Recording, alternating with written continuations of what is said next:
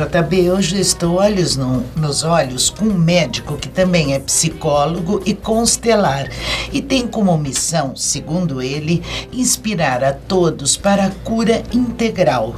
Ele vai nos explicar de uma maneira bem prática o que realmente representa em nossas vidas o método hoje tão utilizado, que é o da constelação familiar.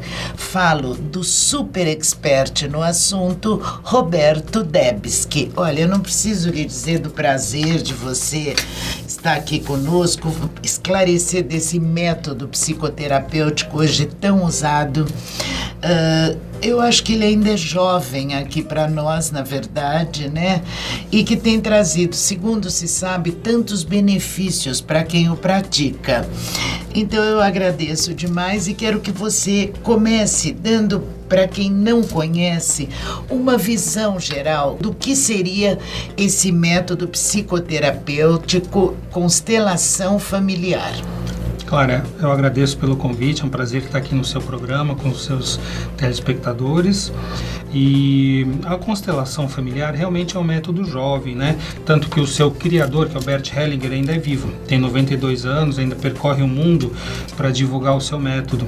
E mais ou menos na década de 70, 80, ele era um missionário católico, e na África do Sul ele ficou por cerca de 16 anos com os Zulus, onde ele aprendeu muito sobre os relacionamentos, posturas familiares, não é? E além disso ele estudou diversos outros métodos, Gestalt, análise transacional, PNL, enfim, muitos métodos, e ele juntou tudo isso, ele fez uma síntese e criou a chamada constelação familiar. Perfeito. Até para esclarecer, esse nome é um nome que confunde um pouco, porque quando a gente fala constelação, as pessoas já pensam que tem algo a ver com astro, na verdade é uma tradução que foi feita do alemão para o inglês e para o português.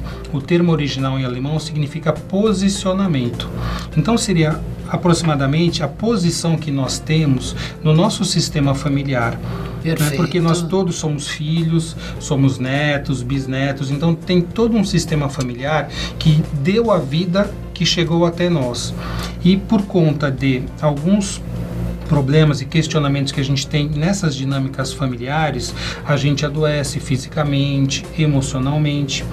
O Bert Hellinger colocou o seguinte, ele fala assim, que não é necessário somente o amor. Quando a gente vê que existe muito amor nas famílias, os pais amam os filhos, os avós amam os netos, seria de se esperar que as pessoas não adoecessem, que essas crianças crescessem saudáveis, mas não, o que a gente vê? Tem doenças, tem maus relacionamentos insatisfatórios, usam drogas muitas vezes, não é?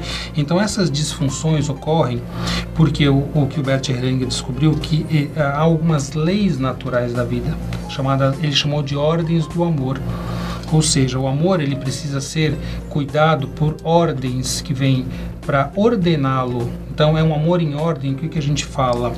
É um amor em que existe uma ordem de chegada na família. Então, por exemplo, os pais são maiores que os filhos, chegaram primeiro. Eles vão cuidar desses filhos quando são pequenos, mas esses filhos hoje, o que acontece com as crianças? Elas pretendem ser maiores que os pais. Isso também é responsabilidade dos pais. Então, muitas vezes a criança manda na dinâmica da casa. Quando esse filho cresce, ele manda nos pais, manda na família, determina o que vai acontecer com os pais. Então, isso fere uma das leis do amor, que é a hierarquia. E ainda existem outras duas leis importantíssimas que a gente pode comentar aqui também, que não são observadas e levam à disfunção nas famílias também. Nós vamos comentar. Agora, deixa-me perguntar uma coisinha. Porque nós vemos muitas coisas que acontecem nas famílias que vêm da genética. Nós dizemos, nossa, como a genética fala alto. Nossa, isso é genética. Então você está querendo me dizer que não é só a genética que fala alto numa família, e família esta que abrange também os antepassados. Seria isso? Com certeza. E a questão genética é fundamental. Mas nós já sabemos que desde o fim dos anos 90, em 2000, o projeto Genoma Humano veio a público, não é? Então, naquela época foi muito famoso, se discutiu muito sobre isso. Se esperava que o genoma explicasse tudo. Sim. Então a tendência das pessoas, a comportamentos, a doenças, e o que se viu que não é tanta a importância da genética, ela é muito importante, mas por exemplo, dos 100 mil genes que se esperava que o ser humano tivesse, nós temos cerca de 25 a 30 mil, né? E ele não determina tudo isso, porém, foi importante descobrir que existe um fator chamado epigenético, que é o que está acima da genética, né? Epi é o termo que significa acima. Sim. Então, o que está acima da genética? É o comportamento, são as histórias. Então, tudo que a gente passa na família, as histórias que a nossa família passou, as perdas, teve pessoas que migraram para outros países, deixaram entes queridos, os sofrimentos, as alegrias, tudo isso determina um padrão geral de informação que essa família leva adiante. Entendi. Agora, por exemplo, assim, eu quero trazer um pouquinho, você me perdoa, para um lado prático. Digamos assim, o que pode ocorrer numa família, vários irmãos, um deles, por alguma razão, é desprezado, ou pelo pai, ou pelos outros irmãos, ou avós, seja o motivo que for.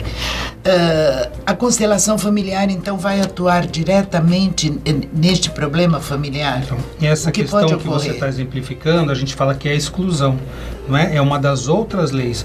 Eu falei da lei da hierarquia, ordem de chegada, isso. E essa fala do pertencimento. Ela diz que o seguinte, num sistema familiar, ou em qualquer sistema, numa organização, numa empresa, num grupo de amigos, enfim, todos os sistemas, todos os integrantes têm o direito de pertencer.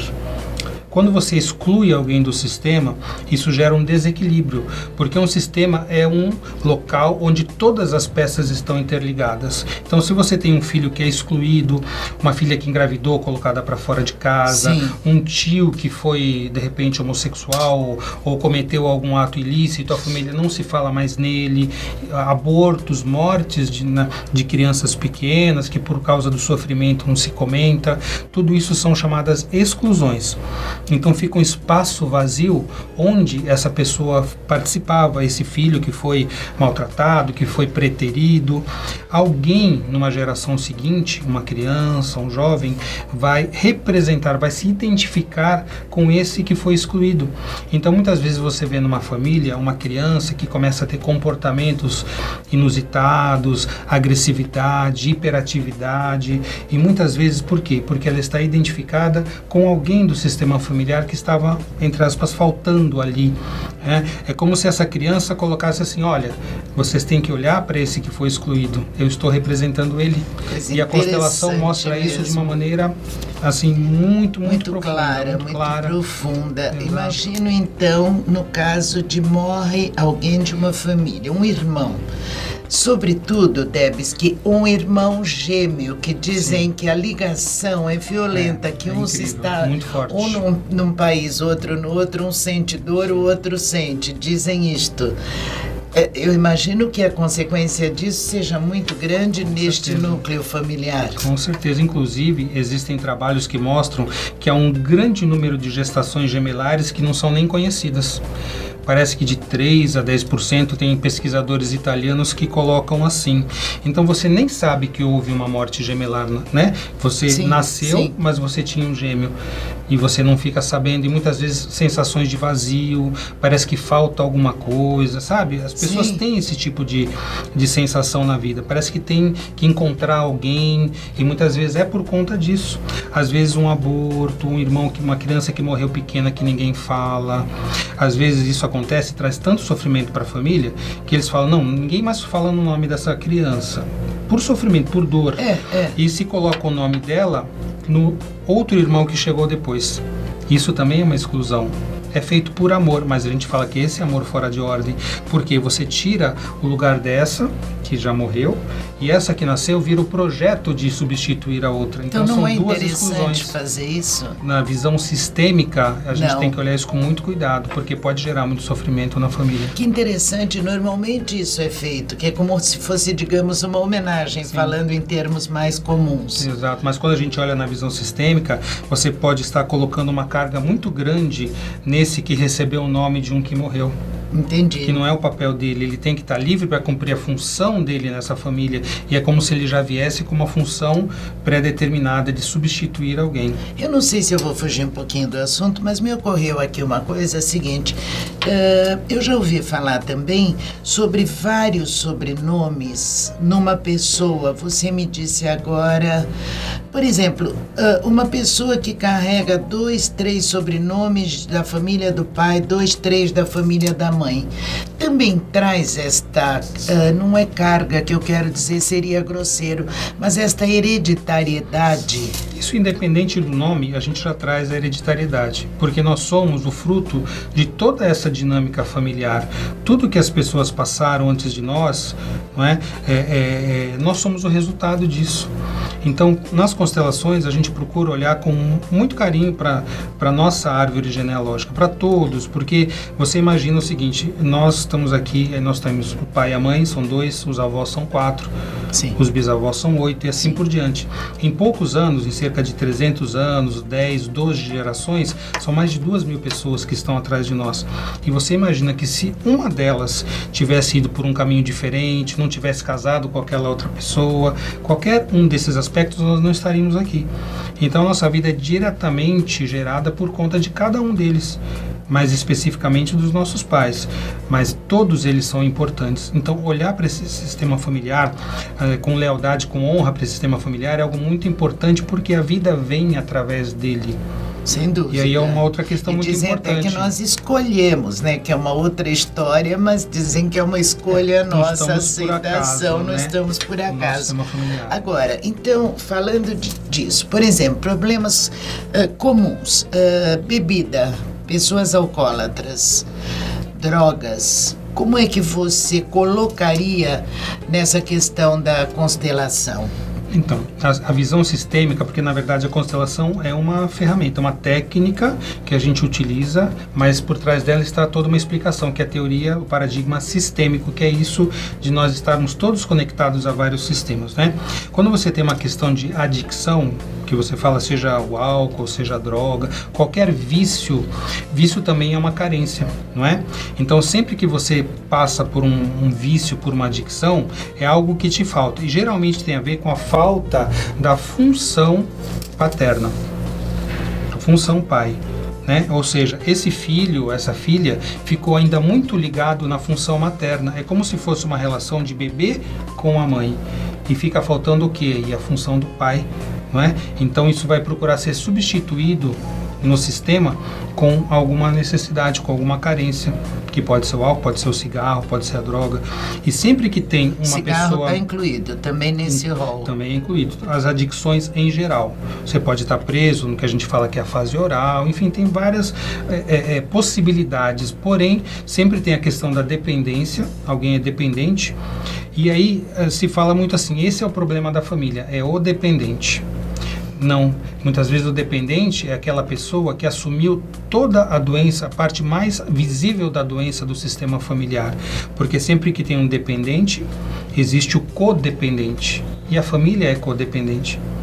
É como se o dependente fosse dependente da droga, qualquer que seja, e a família é dependente dele.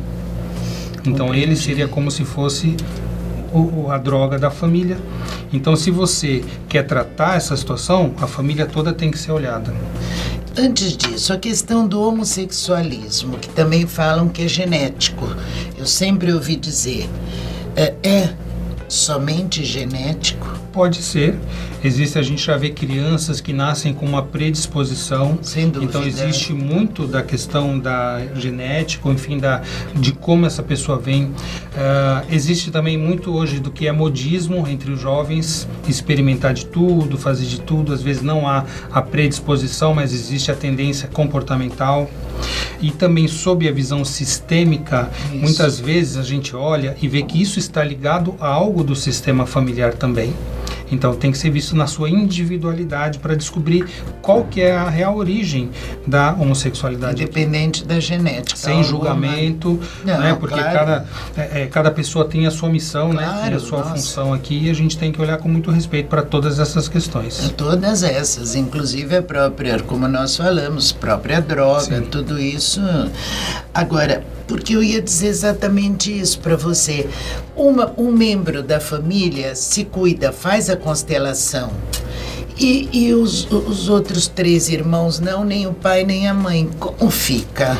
Então, quando a gente olha para o sistema, todos estão interligados. Não é? A teoria sistêmica fala isso. Todos os elementos do sistema são interligados e se interconectam no tempo e no espaço, mesmo sem você saber, inclusive aqueles que já morreram e aqueles até que ainda não chegaram. Né? Então o sistema é uma totalidade. Se você tem alguém que busca no sistema, a gente fala que são os buscadores que vão para olhar para aquilo, para procurar aumentar o autoconhecimento, ampliar esse autoconhecimento, resolver alguma dinâmica, alguma disfunção dessa família, essa pessoa está agindo no sistema. Então isso traz, além de mudanças para ela, mudanças também no sistema dela. E muitas vezes a gente vê isso acontecer mais rápida ou menos rapidamente. Então, por exemplo, pessoas que trabalham, olham para o seu sistema, fazem uma constelação para lidar com uma dificuldade de relacionamento com pai, com mãe, com filho, qualquer problema desse tipo, e a pessoa com quem aquela dinâmica aconteceu, muitas vezes muda o comportamento sem saber. Isso a gente tem diversos exemplos que acontecem, né? Então a pessoa está ali sozinha, entre aspas, fazendo a dinâmica, a terapia breve. Sim, morando na mesma casa. Exatamente, mas ela muda a sua postura, a sua visão, o seu entendimento do que acontece no sistema e de alguma maneira aquele sistema entra numa ordenação e os relacionamentos podem evoluir e melhorar dali para frente. E a gente observa que isso sempre acontece. Sempre acontece, mesmo que as pessoas não estejam percebendo claramente nem porquê. Roberto Debski, nós chegamos ao finalzinho do nosso tempo e eu queria convidá-lo para ficar mais um programa comigo, porque eu ainda tenho várias coisas para perguntar. Esse assunto é apaixonante, né, Clara? É verdade. É muito extenso, tem muita coisa muito interessante para você pode, você claro, aceita. Muito prazer. Bom. Obrigada, querido. Então nós encerramos por aqui, mas continuamos no próximo programa. JB, eu vou continuar conversando com este médico constelar, psicólogo, que está nos dando aqui 1000 explicações muito importantes sobre a constelação familiar, que é este método psicoterapêutico tão importante nos dias de hoje. Fala do Dr. Roberto Debski. Para você e para todos que ficaram conosco até agora, um beijo, e no próximo programa eu continuo com Dr. Roberto Debski.